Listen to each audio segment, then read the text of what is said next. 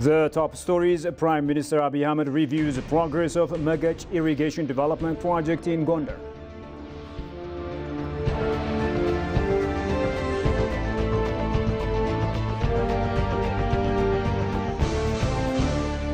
And Ethiopia revives decades-old debate on sea access.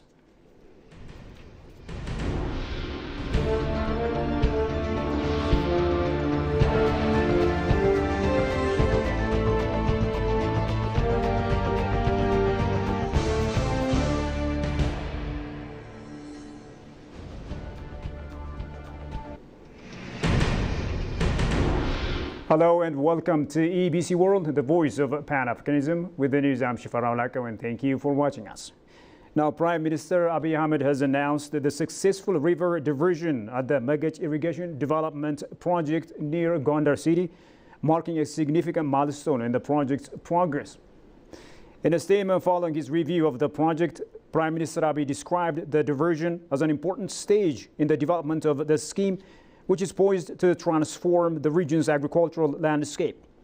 Once complete, the project will irrigate a total of 17,000 hectares of farmland, spanning an area of 870 hectares.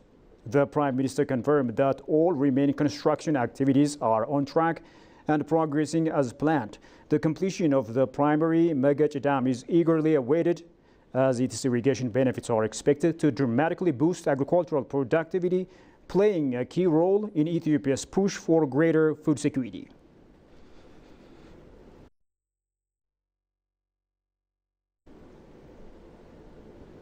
In another development, Prime Minister Abiy Ahmed and First Lady Zinash Tayacho, along with senior federal and regional officials, officially inaugurated the restored Fasil Ghebbi in the historic city of Gondar, Amhara region. The extensive restoration project has breathed new life into this treasured heritage site, preserving its history while enhancing its beauty and accessibility. The work included repairing palace structures, improving pathways, and carefully restoring key buildings using traditional materials such as cedar and wanza wood to maintain the site's authentic character. Visitor amenities have also been significantly upgraded with a new tourist center, modern public restrooms, and improved lighting and security systems. Several iconic landmarks, including the palaces of Emperors Fasil, Johannes I, and Yasu I, along with nearby bridges, baths, and historic gates, have all been meticulously renovated. In addition, over 40,000 square meters of the site have been landscaped, adding greenery and creating a more inviting atmosphere for visitors. The entire restoration was completed within just 1 year, ensuring the long-term preservation of this remarkable cultural heritage site, according to the Office of the Prime Minister.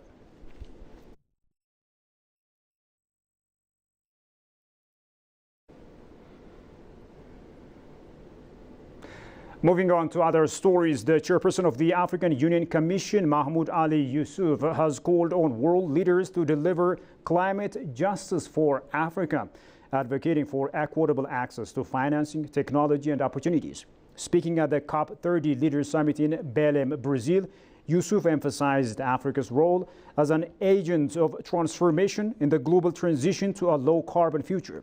He highlighted the continent's strides in solar energy and youth-driven climate innovation, yet stressed the urgent need for greater financial support. Despite holding 40% of the world's renewable energy potential, Africa receives less than 12% of global climate finance.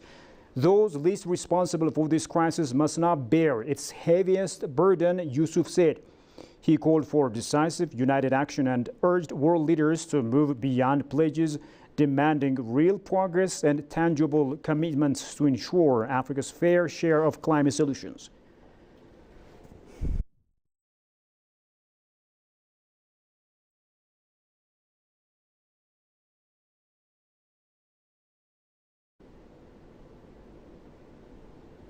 Ethiopia's claim to sea access is a matter of protecting national interest that is legally and historically accepted, according to scholars and politicians who reflected on the issue.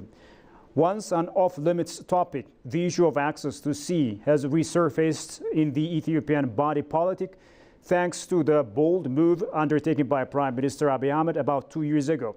In an electrifying election debate back in 2005, Jacob Hailemariam, a renowned politician, underscored that Ethiopia's claim to access the sea is based on legal, historical, geographical, and economic factors.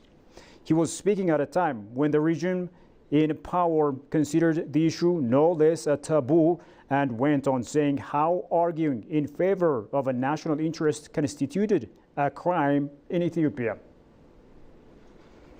አሰብ የኢትዮጵያ አካል ነች ስንል ወደብ ስለሚያስፈልገን የሰውን ንብረት በመቋመጥ አይደለም። For centuries, Ethiopia's trade, culture, and diplomacy have been deeply connected to the Red Sea, especially through the historic ports of Massawa and Asab. Our call to reclaim Asab is about restoring a natural and rightful connection. Yes, Ethiopia depends heavily on the port of Djibouti, but we've never laid claim to it because it has never been ours. Our case for Asab, on the other hand, stands on solid ground, backed by history, supported by law, and rooted in fact. Yet the EPRDF regime chose not to listen. Instead of dialogue, they gave us labels, calling us warmongers, dismissing our case, and shutting down the conversation before it even began. Meanwhile, Ibrahim Budusho, a political scientist, underscored that the loss of Ethiopia's access to the Red Sea is an issue without legal and historical legitimacy. Despite owning access to the Red Sea throughout its history before 1991, Ethiopia was shut off from the sea due to the conspiracy of historical enemies. He noted. Take a listen to this. Ethiopia's access to the sea was not to be denied, but it was a mistake by the then government, EPRDF, and they gave it without consulting the Ethiopian people. During the Derg period, you cannot imagine that Ethiopia without its access to the sea. During the Haile Selassie period, no. That is why in 1941, when Italy left the area, Ethiopia was arguing in favor of having Eritrea to its side to be part of it. One of the most important reasons was access to the sea. That is why the international community at that time believed and was convinced to give Ethiopia its part, Eritrea. And finally, participants of World Wildlife Programme's annual conference have expressed their deep admiration for the impressive development progress underway in Addis Ababa. Delegates attending the annual meeting toured several major development projects across the city. The visitors highlighted that Addis Ababa is undergoing a remarkable transformation, describing the capital as both beautiful and inspiring. They also noted significant economic and social progress, emphasizing that the city's corridor development projects have played a key role in enhancing its overall appearance. Have a listen to this. This is my second time in Addis, and Addis is always good and will always be good. It's the pride of Africa, transforming into a very big city with kind people, beautiful city, just the same way Dubai is. This is now Dubai in Africa. Addis is the best. I've not gone to any other city more better than this. It's a nice place to be, and I'll be here again and again. Addis is a very lively city. It is transforming and it's developing every day. It has something new. I wish all the best to the city. I want to see the city become greener and we have more new development happening, and I wish people live in the city is happy and enjoy their life. I also enjoy Ethiopian dance here, and it's lovely to see like how people, everyone are very natural and talented to dance. I love that way of communication. This is my second time. I was here in 2023 in one activity with African Union. I was here in the market, but now is different, is beautiful, transforming. Very surprised with how clean and new everything is. Yeah, it's been one of the friendliest places I've ever been to. Well, we visited Unity Park.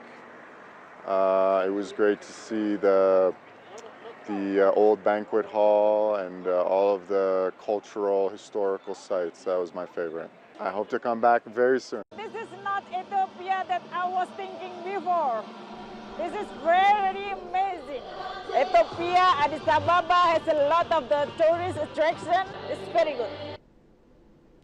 Well, the viewers, you have been watching EBC World. Now a quick recap of the top stories. Prime Minister Abiy Ahmed reviews the progress of Megech irrigation development project in Gondar.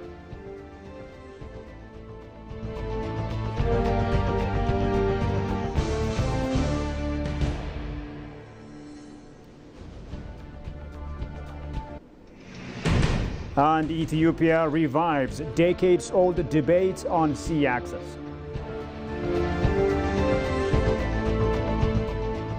Well, dear viewers, with that, we come to the end of today's news. Many thanks indeed for watching us. Bye-bye.